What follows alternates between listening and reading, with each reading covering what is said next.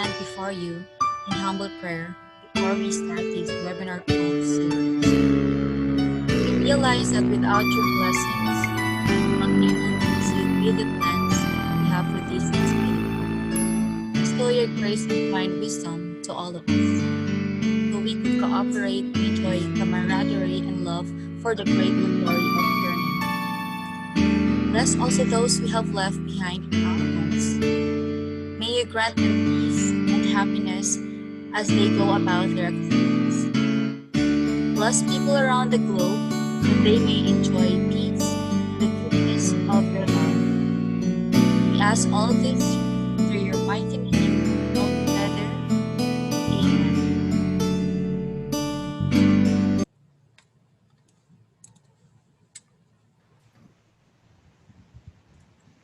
Good afternoon, everyone, and welcome to the 12th series on our Silliman University and Dr. Mariano Lau webinar series on online distance teaching and learning.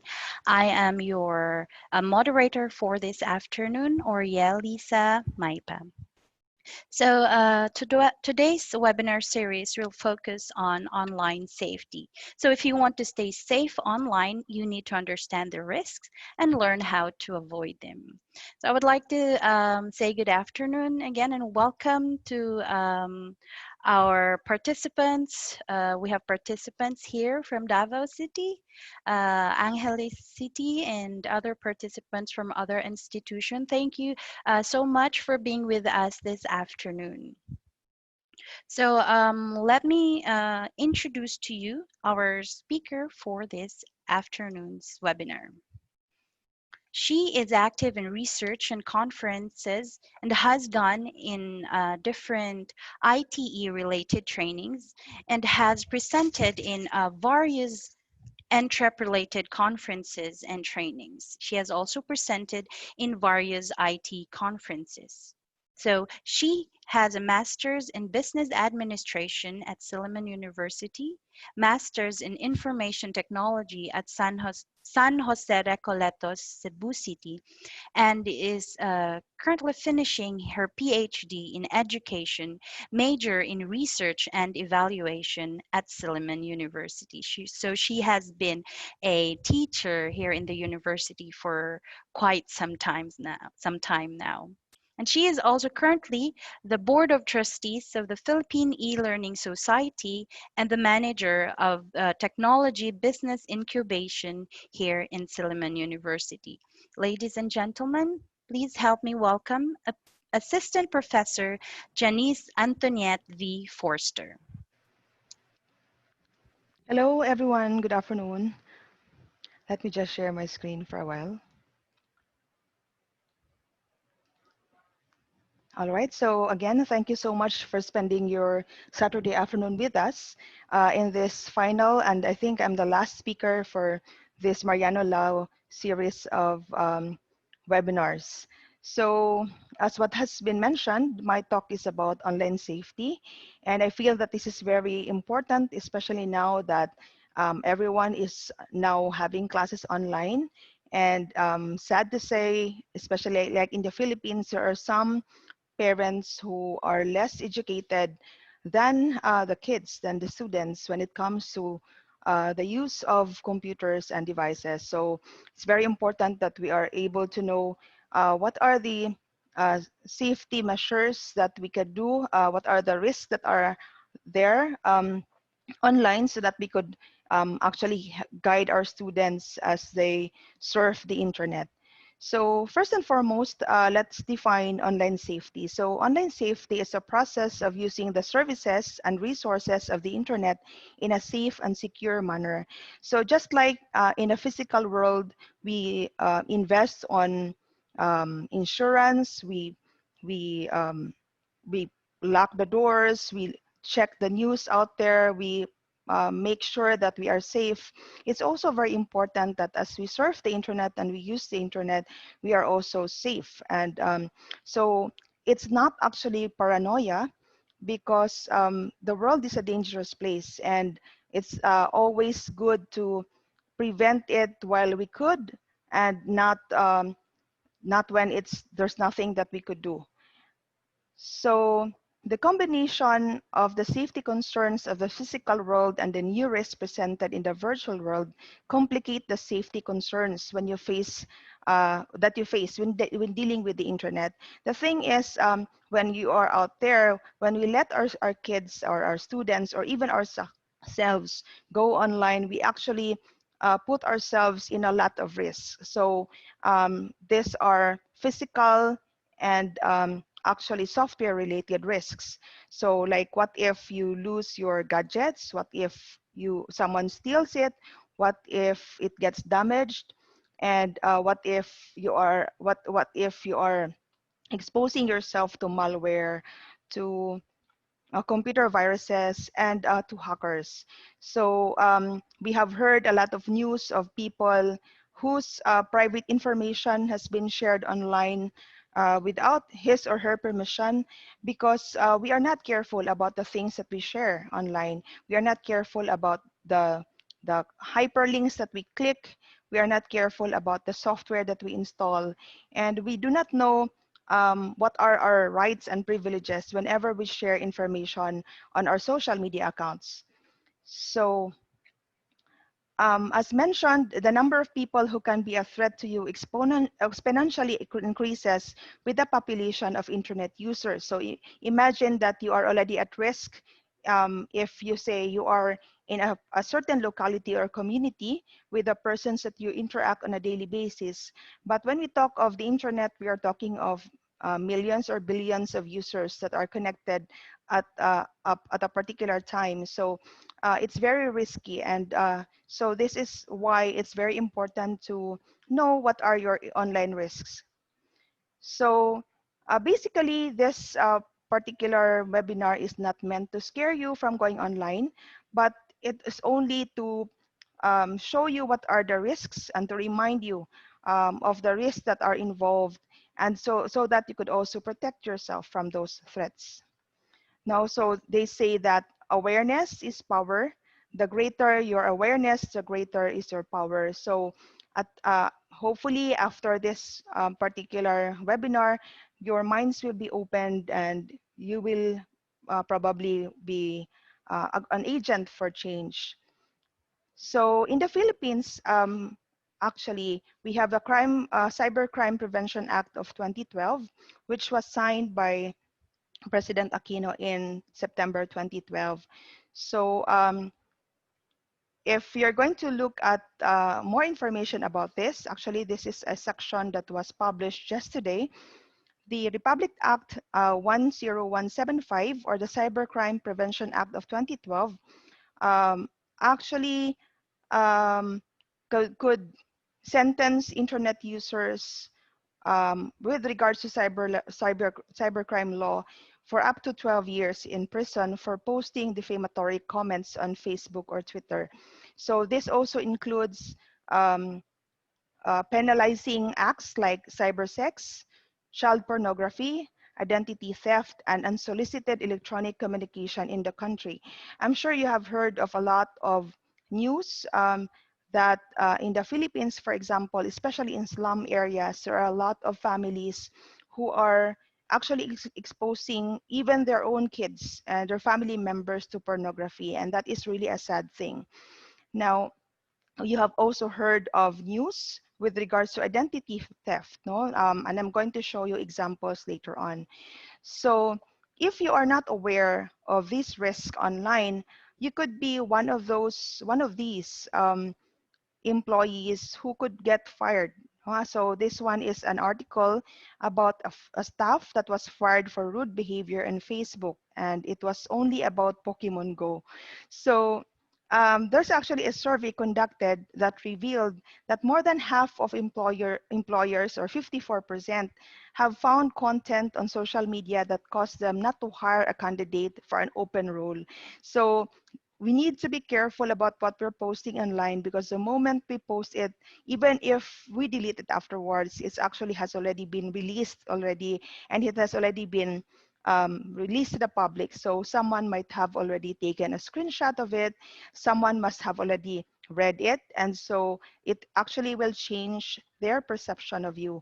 So here, Candidates posted provocative or inappropriate photographs, videos, or information. 39% of them has not been hired because of that issue. I remember a few years ago, there was also um, someone who got hired by, I think it was Microsoft, and because of something that she posted, she actually did not get the job. Well, she was already accepted, but she did not, it was not pushed through because of something that was posted online. So here are some of the other um, statistics. You have candidate posted information about them drinking or using drugs.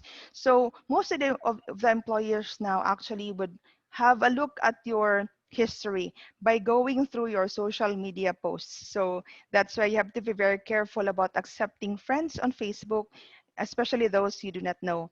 So this one is also another example of some criminals who bragged about what they stole on social media and they got caught. So, well, I was talking about awareness earlier, but I hope that this is not the reason why we are here. No, this is just an example of being unaware of what actually happens when you post something on your social media accounts.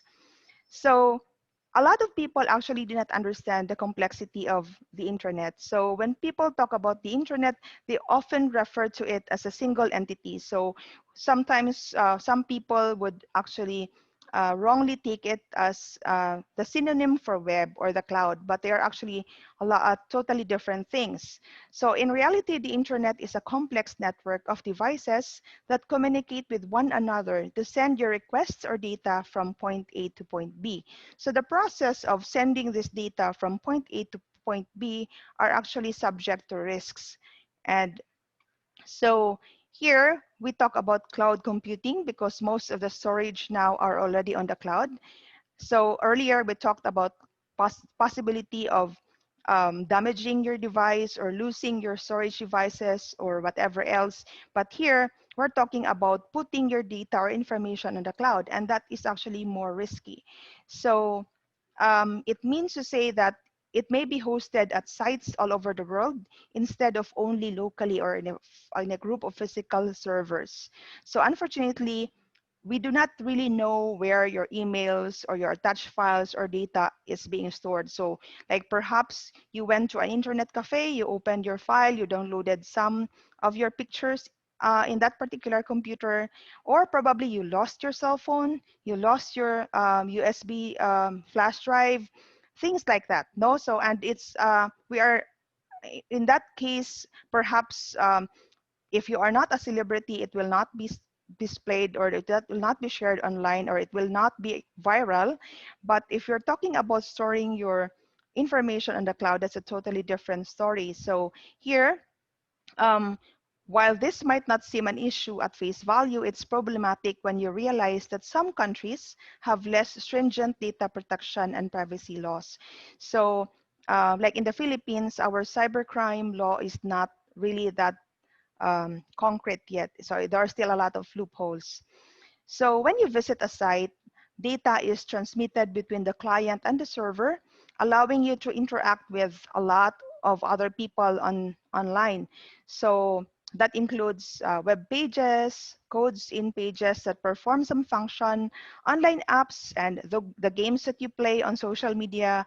You share your files, you send it to a friend, you probably attach it in an email, you saved it on the cloud, and all these things. No, so you can just imagine where your data are already located at the moment. So you can probably try to search your name on your internet browser and your search engine and try to see what information you could find. Now, so some of the common online threats that you might face would include personal safety issues. So this include cyberstalking, cyberbullying, online predators. You would also be vulnerable to information security issues like phishing, identity theft, and scams. And of course, the more common, and we have heard about this a lot of times, the computer threats such as hackers, viruses, and other malicious software.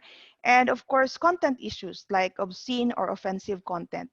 Now, so don't worry if you have only realized this afternoon, because there was actually a survey in 2012.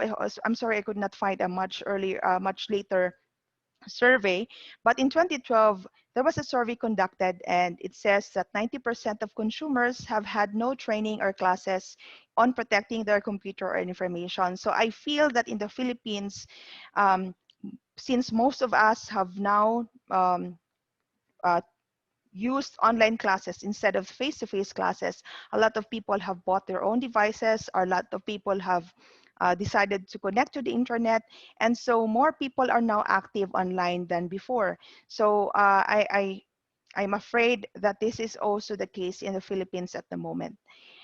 Now, so what is cybercriminal? So a cybercriminal is a person who conducts some form of illegal activity using computers or other digital technology, such as the internet. So they use their computer expertise, their knowledge of human behavior. Like, for example, if you are shown a computer game online, would you most likely release or allow access to your personal information on your Facebook account? These are knowledge on human behavior. So how do you react if there are some postings about something online? Would you most likely share it? Would you most likely click it? Would you most likely follow that hyperlink or that URL that you see online without even verifying? So these are um, these are things that they actually take advantage of. So aside from that, they also use a variety of tools and services to achieve his or her goal. So the kinds of crimes a cybercriminal may be involved in may include hacking, identity theft, online scams and fraud, creating and disseminating malware, or attacks on computer systems and sites. Now, don't worry, I will give you definitions and examples of these issues later on. Now, so let's start with cyberstalking. So cyberstalking or stalking um, is actually, well, in the literal word, stalking is cyber stalking is just the electronic version of stalking. No, so it's a harassment carried out over the internet. So it actually targets individuals, groups, or even organizations, and it can take different forms, including slander, defamation, and threats. So you would actually be um, interested to know that 80% of robbers check Twitter, Facebook, Google Street View. And this is because a lot of us are not careful about the things that we share online. So like we withdraw money and we share, or like we have a small business and we actually share pictures of us holding a lot of money, like thousands of money. And you go to a mall and you actually post that you are there. Um, you know, this simple information that you think is harmless could actually mean a lot of things for people who have some malice or some interest about you. So that's why we have to be very careful about accepting friend requests or sharing posts that are public. No, so you have to be careful about your privacy um, privacy rights whenever you post something. Now, this one is another article I saw. 70% of employers are snooping candidates' social media profiles. Or you also have here 11 reasons to reject a candidate based on social media. So in the past, employers would actually only look at your resume, your transcript of records, for example, or your work experience, and they would interview people by phone. But nowadays, they have additional ways of snooping and finding out more about you. So as I mentioned earlier, you should not be too quick to accept a friend request. Now, a lot of you know that it's very easy to grab a picture. A few months ago, there was even an issue with Facebook wherein a lot of people saw a duplicate of their Facebook accounts with their own pictures on Facebook. So if you are someone who only wants to snoop, or you are someone who only wants to um, find out more about that person, or just stalk someone, it's very easy to create an email account. It's very easy to grab someone or your picture on Facebook or wherever online, and it's very easy to request to friend request your friends as well. Now, if I also remember that there was a post recently on about of one of my friends who received a request that she would want to loan some money from that particular friend of mine, and actually it was not the actual or the real it was not who she think it was. So in other words, someone created a fake Facebook account, and they became friends on Facebook. So that person was able to message her, and eventually asked to loan 15,000. And it was actually not a legit account. So we have to be very careful in scrutinizing Facebook requests. Now, criminals actually use social media in choosing their victims. So I already mentioned this earlier. Whatever we post online is already public. It actually tells them a lot about you, where you are, what kind of personality you have.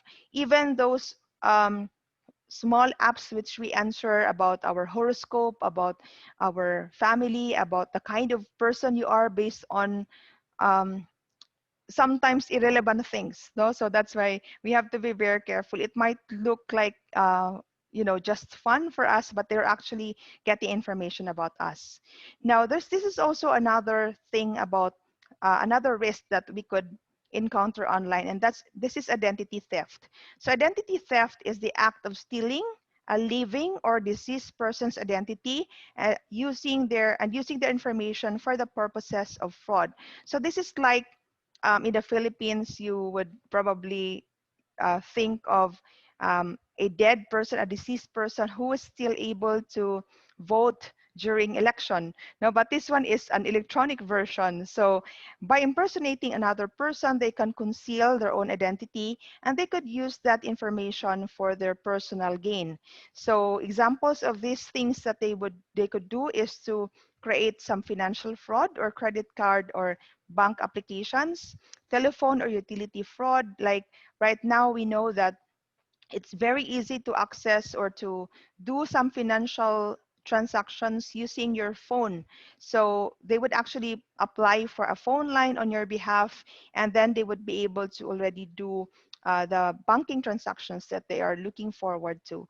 And then we have here rent a house or apply for a mortgage, obtain government documents, provide identification in your name during arrest. Imagine if someone will just post you as someone who's wanted, only to find out that it's not actually you who did that particular crime. Now, they could also use this as a way to get some medical services for free. So this is an example. This was actually in 2016, but I'm sure there are many other cases similar to this in the Philippines.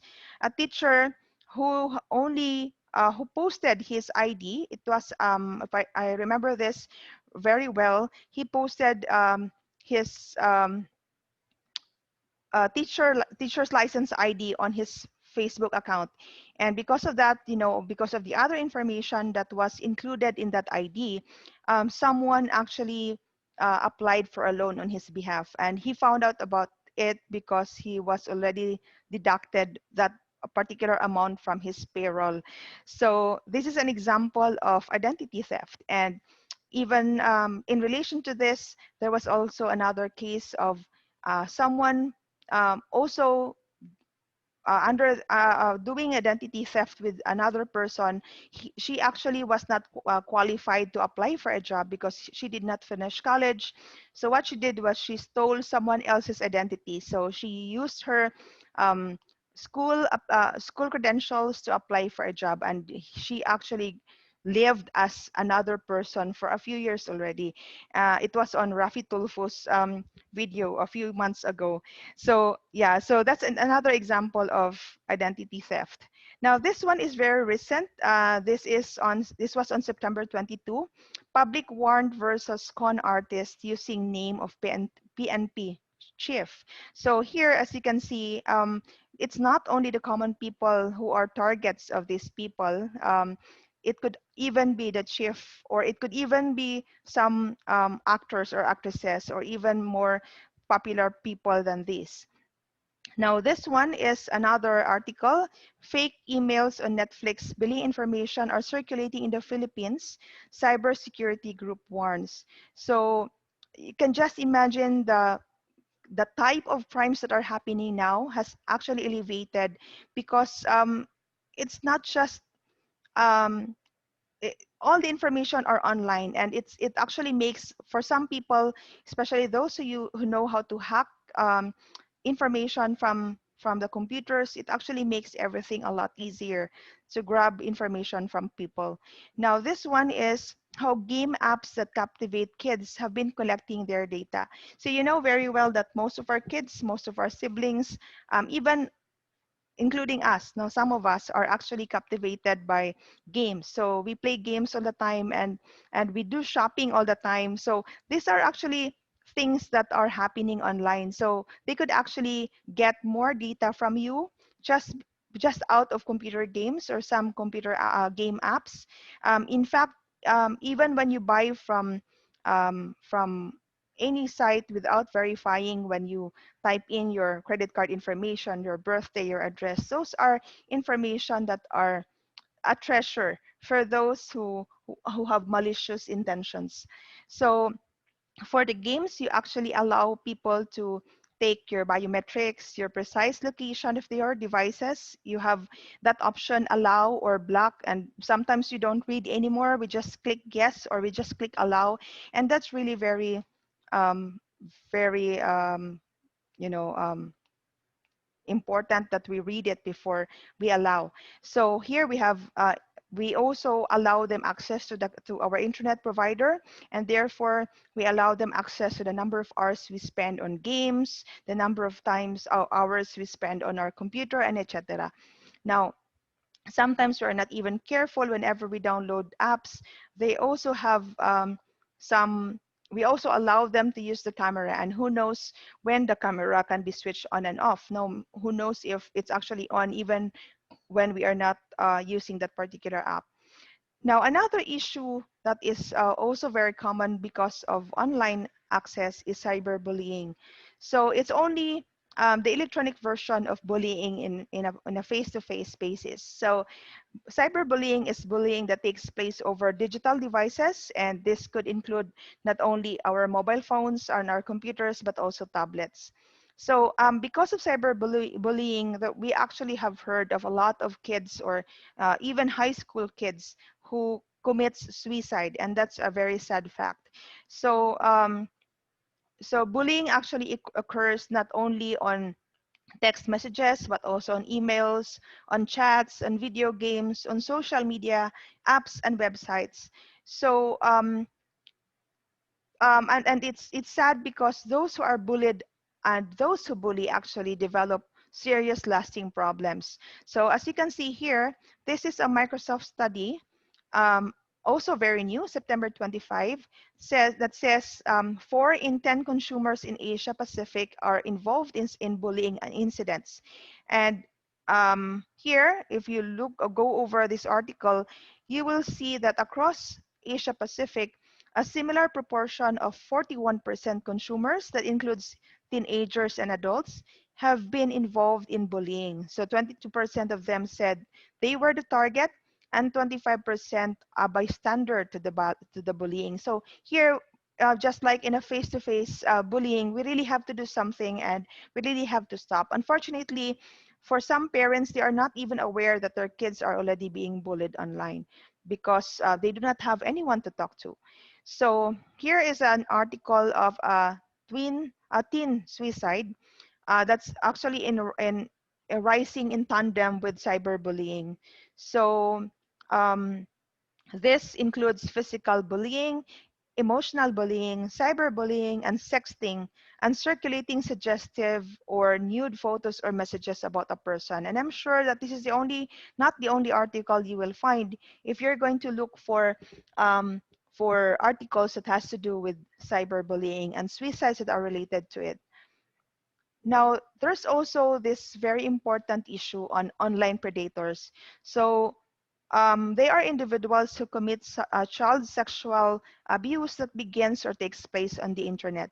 Now, we are not aware of it, but whenever we post pictures of our kids, we are actually opening up to access to their pictures without permission.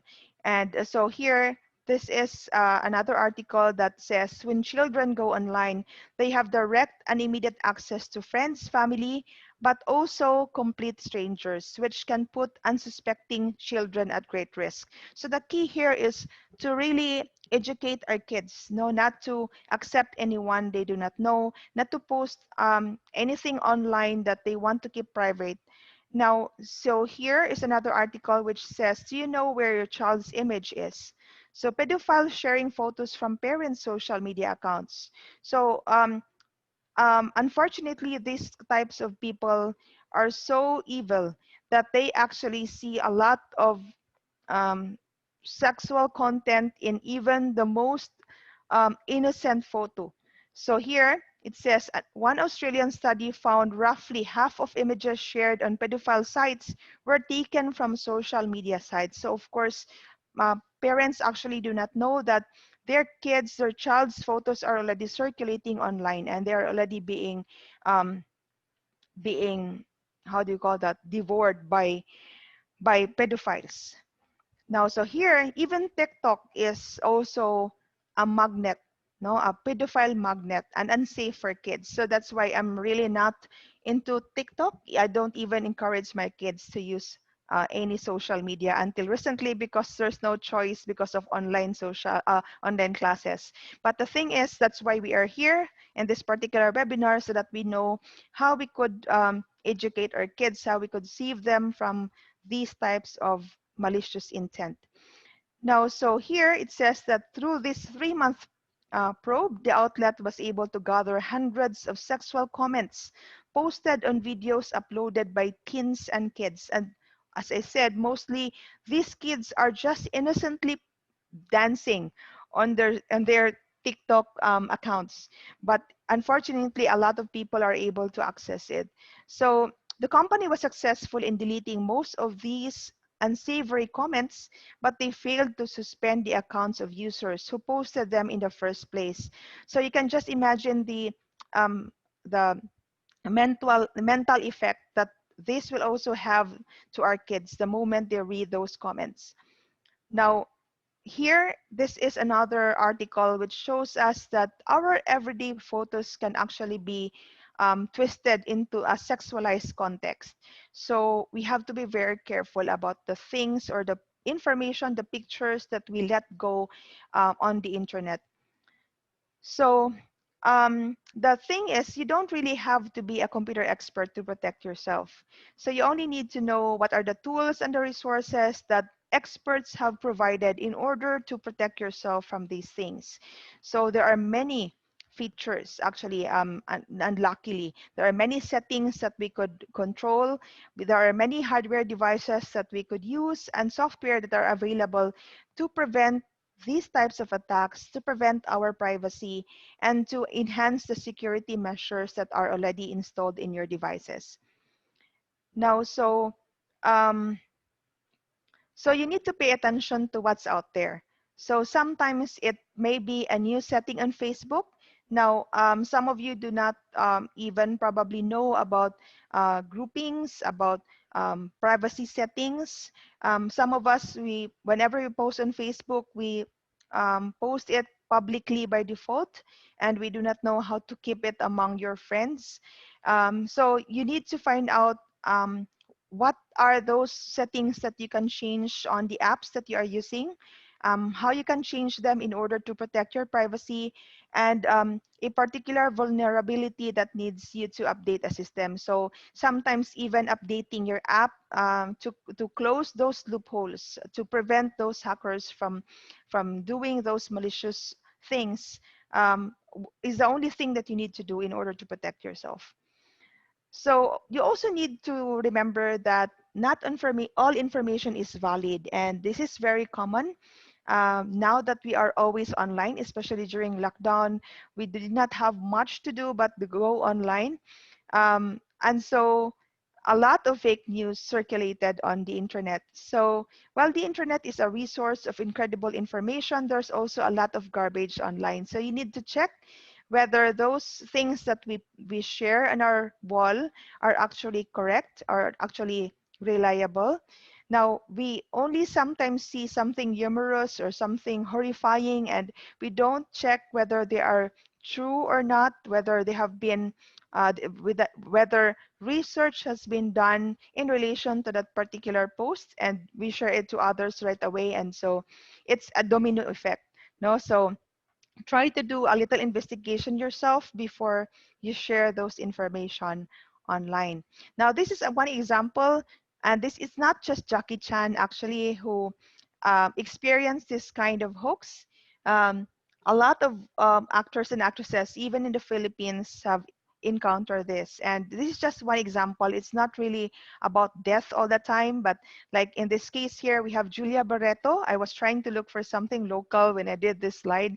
So I found out that apparently Jay Sonsa spread some pregnancy rumor about Julia Barreto on his Facebook account, and now the Barretos are filing a case against him.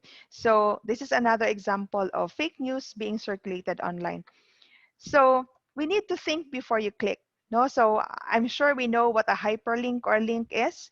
Now, sometimes there are a lot of risks that are involved whenever you do that. It could take you to an untrustworthy site. It could download some apps or viruses or malware on your computer. It may perform some other action that you did not expect, such as access to your social media account and access to the friends that you have in your account. And that same malware will also um, be able to access your friend's account. And therefore, a lot of people will now be victims of this particular issue. So always think before you click. So avoid clicking on pop-up ads or links that seem suspicious. If an email seems to come from a phony source or has elements that seem dubious, do not click any links. So this is also similar to the emails that we get sometimes. We receive an email from our bank, quote unquote, and without verifying whether that was really that really came from the official website or the official email account associated with our bank, we click on the hyperlinks, and in the process we actually share our username and our password, and we give these criminals access to our bank accounts. And so that's really very risky as well. So if you believe the link came from an unknown source, such as your bank or a store you shop at, you go to the site directly. So do not click on the link. Rather, you better go to the official website of the bank first, and then you can verify whether the link is actually valid. You should also inspect most links. You could actually inspect them by hovering your mouse over it, and then you will know where will this particular hyperlink bring me, or what will this link actually do when if I'm going to click it. So this is actually very common. So it says here, tech help scam. Don't click pop-ups warning your system is at risk. So we have been reminded many times about this. Now, privacy is also a very important issue. No, so just like we value our things, our personal and material things, we should also value the information that we share on the site. So when you visit a site, whenever you save a file on a public computer, for example, or device, whenever you provide information online, you should be secure in the knowledge that only you and authorized users have access to it. But unfortunately, as mentioned earlier, it's not always the case, and these people would always find a way to have access to this information. So I already mentioned this earlier. Online gaming may be used to get private information. Video game companies are collecting massive amounts of data about your behavior, about all other information about you. And it's not just games. It's not just video games. It could be any app that we download. Here is an article of a woman who's believed to have been robbed because of a post showing a lot of money on her social media account. So this is now the consequence of being public about your material things.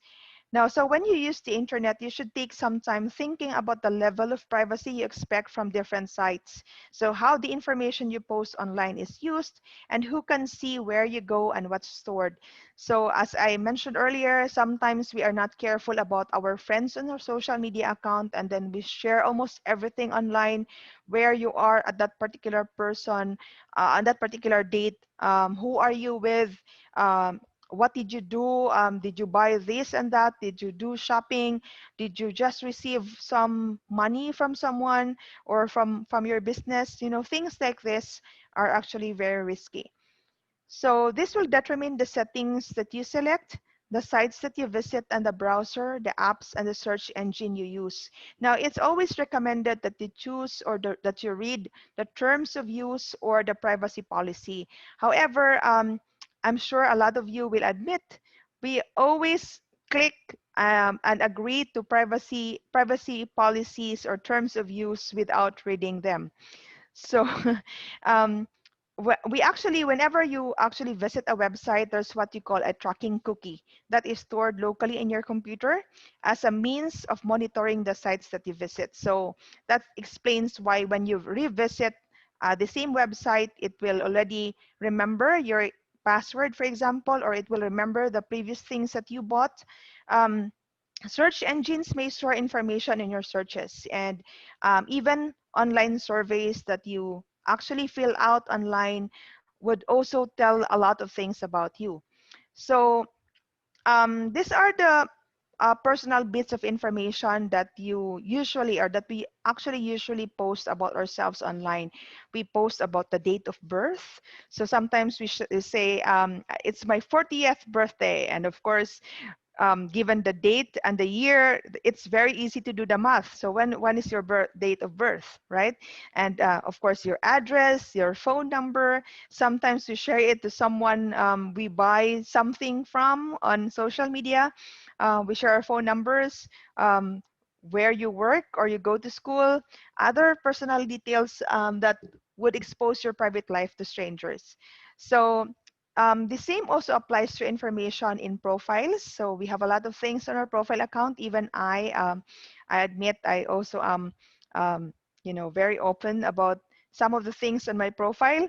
Online resumes and albums. Sometimes we see a website calling for application and we submit our CVs without verifying if indeed this one is a legit company, or if they're really hiring, or if they really exist. No, so it's something that we really should think about twice or more than twice the next time we do this.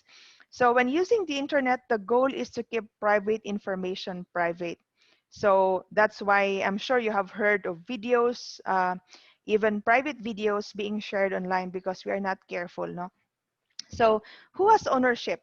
This is actually a very important question, because it does not mean that when you post something on your wall, it is still yours. Or if you comment something on an article, for example, it's still yours. When you comment, when you add some reviews on a particular product, it's still yours. Now, so you need to read the terms and conditions that are specified on that particular website.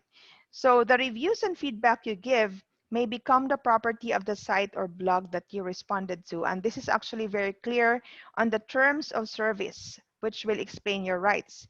Now, this one are examples of the terms of rights. So for example, for New York Times, it says that you acknowledge that any submissions you make to the services, this includes but not limited to comments, forum messages, reviews, text, video, audio, photographs, as well as computer code and applications, may be edited, reviewed, or removed, modified, published, transmitted, and displayed by New York Times, and you waive any rights that you may have in having the material altered or changed in a manner not agreeable to you.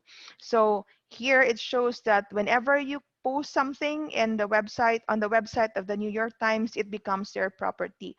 Now, for Facebook, for example, and I'm sure a lot of us have not read this. Under the terms and conditions of Facebook, it says, we don't sell your personal data to advertisers, and we don't share information that directly identifies you with advertisers unless you give us specific permission. Instead, advertisers can tell us things like the kind of audience they want to see their ads, and we show those ads to people who may be interested. Now, the thing is, we don't even read these terms and conditions. Now, so another question is, where are your files stored? No, so the location of your data plays a very big part in your expectations of privacy. So I mentioned this earlier. Now, even if you post it on your wall, it doesn't mean it's still yours. No, because someone can just grab it and share it on chat or post it in someone else's account, and it's already all over the world or all over the Philippines. So while there are risks in saving files to your local hard disk, because it can be damaged, you can lose your storage device, it could actually be stolen. There are serious considerations when they are stored online. So even on corporate networks or devices owned by the people you have texted, emailed, or sent files to. Okay, so just like what I always hear, you should not store it on the cloud. You should not share it on someone's share it on someone's account or send it to someone, because it's not like you can just say, I only sent it to my friend, or I only sent it to my sister. No, that sister may lose his or her phone. Oh, and then someone will have access to your files. Now, so this is an example. I could not help it. Sometimes I watch Rafi Tulfo, and it says here, GF niya makakalubuso dahil kinalat ang private video ng BF niya. So that's why I said, even if it's your boyfriend or even your husband or your wife or your sister, you should be very careful about the information or the data that you share online or on someone else's phone or someone else's account. So and the moment it goes out, it's very difficult to actually control the data that is already online. So basically, we have this fear that our children will get into trouble online, but it's just a matter of educating them. And that also is true for adults alike, and even some professionals who are not very good in using computers. So you just have to know what are the risks, what you can do, what are the software that you could install in order to protect yourself from online risks. So this is all a very common sight, and a lot of people or a lot of kids have already been addicted to being online all the time, being with their devices all the time and using them. You can just imagine all of these social media accounts, all of these apps are doing everything they could in order to hook you into their app. So there are other engineers, other programmers are looking for ways and means so that you will keep on coming back. So you can just imagine the emotional and the psychological effect this will bring, and this could bring us. So of course, scientists make apps addictive because it's for their own gain. It's business after all. Okay, so these are some of the things you could do as well. You have to check your privacy settings. Like on Facebook, you have to check if it's not public, or if you are not sharing them to people you do not want to share those information to. And you have to think twice before you click. And here it's actually it's a common knowledge already that social media gives you the power to control. Unfortunately, not all of us know where to find it. So here on Facebook, you could actually see that you could control who could see your future posts, whether they are only your friends, whether it is public, who could um, you have here the power to control or to limit the audience for posts that you have shared with friends or friends of friends or publicly. Who can send your friend requests, whether it is everyone or whether it is only friends of your friends. No, so these are things that you could do. No, so who can look you up? um, it's very sad that not all people are actually aware that these are things that you could do with your social media account. So be careful about what you post. All the information that you could share is very big, but sometimes it's as big as this, but you only actually need to share only a small portion of that. You don't have to share everything that's going on about your life.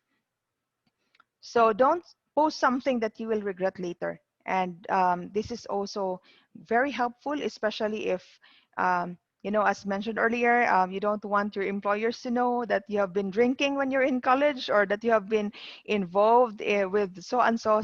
You have to be very careful about everything or the trail that they could find from your social media accounts. So this is very nice uh, clue or um, post.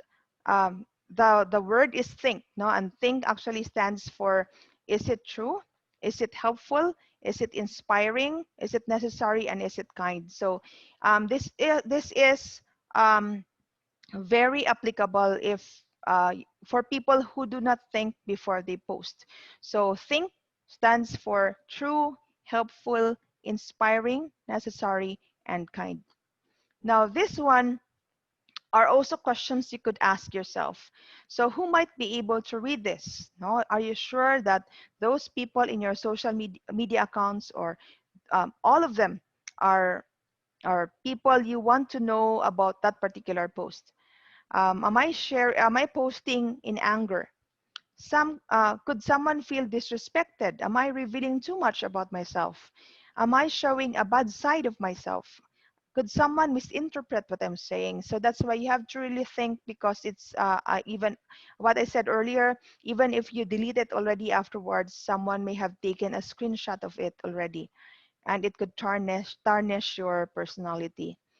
So here, the problem is that Facebook is doing everything so that we would want to post a lot of stuff because it affects our psychological well-being. We like it whenever a lot of people react to our posts. So on the contrary, Facebook is also doing their best so that we would keep on sharing and going back to that particular site. So some things that you're not supposed to be shared, location, home address, birthday, financial information, boarding pass, SSS, GSSIS number, so you have to be very vigilant. Now, I remember a lot of people posting their pass, what's this? Their boarding passes, their um, their bank accounts, and so that's really very risky. Now, you also need to create strong passwords for your email accounts and your social media accounts so that they will not be hacked. And so that involves, and I'm sure, I know that most of the apps or our websites are now imposing that we use a strong password, otherwise it will not be accepted. It should be long and complex. It should be practical but not personal, meaning to say it should not be easy to guess, because usually some of us, for fear that we'll forget our password, we use our birthdays or we use our addresses. And so it's very easy to guess. So it has to be practical but not personal, not associated to you. You should make it unique and fresh. No? And of course, very importantly, you should not share your password, just like you should not share your one-time pins that are sent to our mobile accounts whenever we access our banks or whenever we try to um, open our or or whenever we try to open our email accounts. So with regards to cyberbullying, so what do you need, what do they need to do? So someone who is bullied should talk to a trusted adult. There should be proper online monitoring. That's why it's very important, especially for those who have kids. You should carefully monitor your kids' online activities. You should educate them about safety, about the risk of accepting or talking um, with strangers. You should advocate it to intervene, and you should always support. No, so otherwise they will already keep things from you. So 5 tips for staying safe on Help Yourself. You should always question why you are being asked for personal information, why it is needed, and what it will be used for. And if you're in doubt, don't provide it. So that's why we always receive emails from our banks that we don't ask for passwords, no? And our call center agents would never ask for those information from you, because apparently a lot of people have already fallen victims of this. So if you're uncertain about an organization, you look for more information about them and their people. So you need to research. Do not just believe that is their actual website, for example. Keep your computer antivirus software up to date and install software updates, because that will actually close those possible loopholes. That will be a window for hackers to have access to your computer. Don't use public Wi-Fi to transfer sensitive information, because anyone can just have access to all the sites that you have visited. If something sounds too good to be true, it probably is. So trust your instincts when accessing websites. So when someone tells you, okay, when you click this particular link, you will win a laptop or you will win a brand new iPhone, do not trust that. So there are also some tools that you can use for setting up devices safely for kids. And you can actually also use YouTube for kids also. There are many other apps that are on top of this in order to make sure that our kids are safe whenever they are using the internet for online classes. So these are just some of the apps that you could monitor, that could help you monitor your kids' online activity, wherein you could have access to, to the websites that they are visiting. You will have access to their online times. So you could actually control what particular time you are giving them access to the internet, and only up to what particular time in the evening, and other functions or functions in the app. So it will help you control and monitor what they're actually doing online, because sometimes they're always online, no? And we always ask them, what are you doing? And they say, we're doing something for school. And of course, we could not stop them whenever they start giving you those answers. But at the same time, we need to trust them, but we also need to educate them about the online dangers. So when online, you have to be smart. You have to stay safe. You should not give out your personal information. And I could not um, emphasize this anymore. Do not do meetups. I'm sure you have also heard about some criminal activities because of meetups with strangers or new friends, quote unquote. Um, do not accept emails, files, pictures, or texts from people you do not know.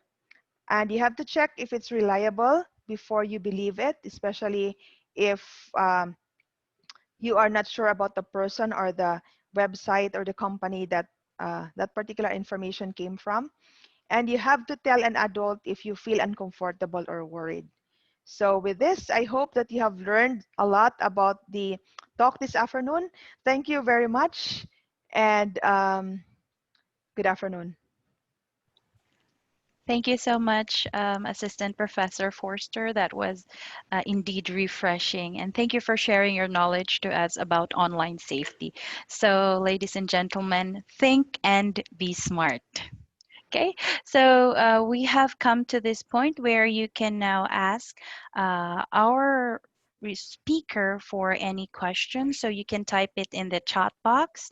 For those who are watching us live via Facebook, you can type your questions in the chat box, and the same with our Zoom participants.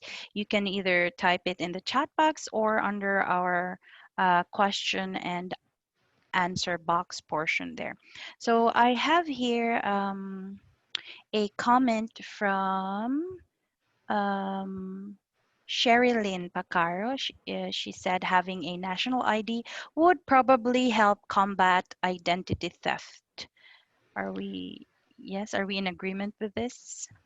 Well, as long as the Philippines or the system in the Philippines that is, supposed to implement that national ID system is going to do everything they could to protect our data. Because if you remember a few years ago, there was also an instance when our information from Comelec has been accessed by hackers. So we have to make sure that it is indeed created by a developer that is well known, that is reliable, and it has been tested and proven before implementing it in the national level. Okay, yes, thank you very much. And we also have here, what does it mean when we are asked to accept cookies? What's the effect if we click yes? Actually, cookies are originally not um, intended to do harm. Supposedly, they are to remember that you have visited that site. So as mentioned earlier, it will help the site remember that you have visited them before. It will remember what you have ordered, your email, your password, and your username. Um, that's the reason why there is a cookie. Um, but you have to make sure that when you do that, it's from a legit and a reliable website, because as I said, because it's a small program, we do not know, we do not really know what other things that the cookie will do aside from storing our personal information. Yes, thank you so much. And we have here a question from our Zoom participant, Ms. Joanne May Lagumbay. She's asking, is it safe and recommended sending our personal information like IDs, passwords, and others through Messenger? Definitely not. Now, imagine that you could actually access your Facebook account from many devices. So, for example, you have your mobile phone, you have your laptop, and they are all connected to the same social media account at the same time, no, at that particular time. So, like, imagine if you lose your ATM and then your password is already there on your messenger and someone is able to access it. um, if you forgot to log out from a public computer, and of course other people will have access to those chats and other information that you have in your social media account, then that will also put your bank account at risk, because yeah, because your password is already there. Yes, thank you so much, Janice. And then another one from our Zoom participant. This is from Sarisha Perenio. How to limit the time of internet use for schoolers? It's actually, I have to admit, it's actually difficult now to limit the time, especially because um, we are still in the transition period, and there are some teachers who have given our kids so much to do online. No, so personally, I also have kids, and they have a lot of things to do now online.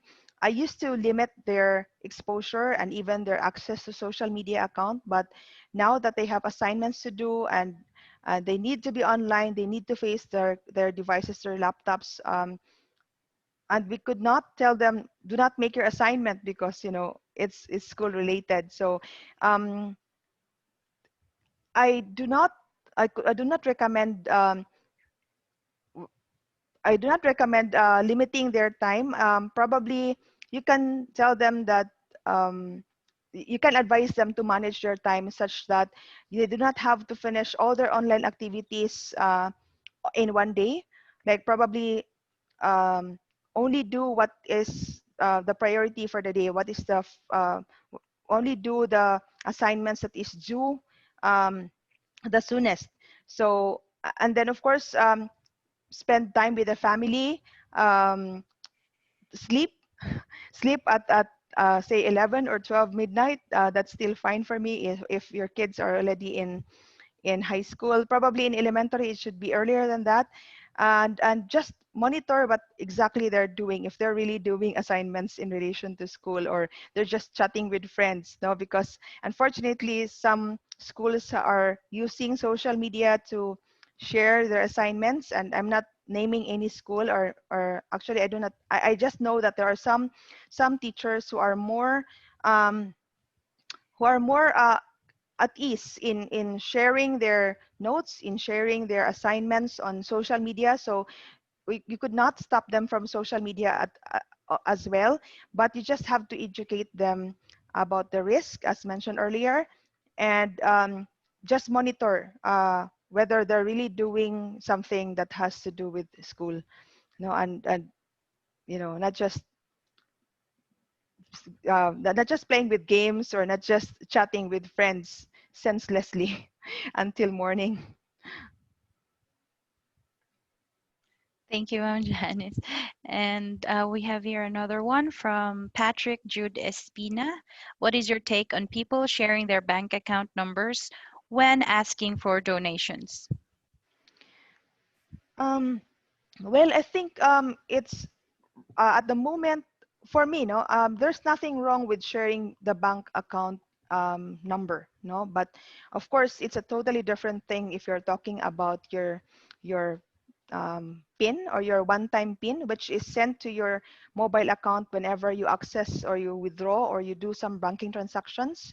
And it's also a different thing if you share your banking, how do you call that? Um, PIN number? PIN number. Yeah, the PIN number. So there are now two levels of security that is given by the bank. You have your PIN, and at the same time, you have your, especially if you do it online, you have your one-time PIN that is sent to your mobile account. So you could not do much with the mobile number if you don't allow online purchases. Like, for example, I think I know what that this participant means, because at the moment, if you have a bank account number, for example, that can be used to buy online purchases. No, so you have ATMs now that are also Master or Visa debit cards, but it still sends the one-time PIN to your mobile number, and you can actually control whether you will allow that bank to let you buy online or not. You can control that via the app. Like, for example, for BPI or for BDO, you could actually enable or disable buying or doing online purchases using your bank account number. So you can control everything now, and you just have to make sure that you don't share a lot of information so that someone else will be able to get hold of your mobile phone or mobile number. Because if you remember a few years ago, someone actually was uh, there was someone who lost his mobile signal, and apparently, according to the to Globe, I think that was Globe. According to Globe, someone he actually disabled or applied for a new account, mobile account number, and so of course it's very easy to connect that particular mobile number to the bank account, so that will give access to other people um, to your money in the bank. So I think it's pretty safe as long as you control what is in it, and yeah, that's it. No, do not share your one-time PIN, do not share your PIN, and do not let other people access the phone while or do not share your one-time PIN to other people whenever you are given the one-time PIN when you do banking transactions. Okay, thank you so much. And we have another question here from Joanne May Lagumbay. How about connecting Wi-Fi to public places like at school, airports, and other places Wi-Fi's are available? Are we at risk connecting to their Wi-Fi's? Is it recommended to connect? Yeah, of course. But as mentioned earlier, when you connect to public Wi-Fi, do not access your bank accounts. Do not access your credit card website, okay? Because that will give them access to other information such as your credit card number. So just limit the websites that you visit, because any administrator can actually have access to all the things that you do while you are connected to that particular Wi-Fi. Yes, thank you. And if I may add, is it possible if we use a VPN, if ever we access public Wi-Fi's, is it okay to use VPNs then if Yeah, ever like we want to access our banking or we want to buy something online? that's right. But not everyone Safe is still. yeah, very Mm. technical. They do not know Uh, how to use that. So VPN. so unfortunately, yeah, it can be done. But maybe we can discuss that in another webinar. How Yes, to use VPN. VPN, exactly. Thank you. And we have from an anonymous attendee in Zoom. Is it safe to send personal information, including password and bank accounts, through text messaging? I think that's a duplicate. This is through, I think the other is from Messenger. The other one is Messenger. This one is text messaging. Oh, okay. What was the It's the question again? same, I'm right? sorry. Is it Is safe? it safe to send personal information, including passwords and bank accounts, through text messaging? Okay, imagine if you sent your friend your bank account information, including your password, and then you do not know that she actually lost it already. So someone is Mm. already in the possession of your phone and of her phone, and there are apps also in her phone. You know, these things can actually happen. No, like some people they are used to putting their ATMs at at the back of their phone, or like for example in my case you have here apps that are already connected to your bank account, so it's really very risky if you share things like that as well. So never do that, never put it into writing. That's why there are security measures that will help you remember it in case you forgot your password, but Mhm. never share it to anyone. It should be your personal property. Yes, indeed. So, since we were talking about VPN a while ago, someone's asking, John Rodrigo Alborte, yes, is if it is safe and legal to use VPN. As long as you don't go to the black internet, The dark web. the dark web. Mhm. And is using proxy safe? That's from anonymous attendee. Yes, it is. Okay. Thank you very much. So I guess that is all our questions. Let me check first our Facebook participants. Okay, none here. Yes, thank you very much, Ma'am Janice Forster. Thank Again, you this was also. indeed very informative. So before anything else, we have here our link for the post webinar survey. Please check that on the chat box from Zoom, and you'll be able to receive your certificate for participating this webinar. And I will also like to give this certificate of recognition to Assistant Professor Janice Antoniette V. Forster for sharing her valuable knowledge as guest speaker during the 12th series of the Dr. Marianola webinar series with the topic Online Safety, which was held on 26th of September 2020 via Zoom Online. Signed, Dr. Dave E. Marshall. Thank you. Thank you so much. And um, again, don't forget to fill in our survey, webinar survey for this afternoon. And for those who are not able to catch up on the this webinar, this is also available online. We'll be posting the link on the chat box. So before we end, I would like to oh, sorry. So this will be your certificate of participation for this afternoon. So before we end, I would like to call on Dr. Dave Marshall for our closing remarks. Hello, and